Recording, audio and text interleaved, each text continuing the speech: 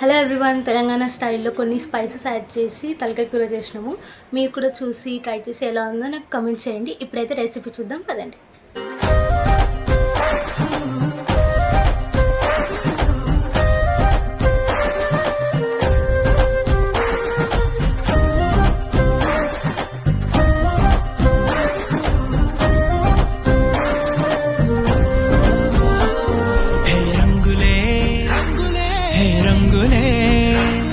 నీ రాకతో లోకమే రంగులై పొంగెనే.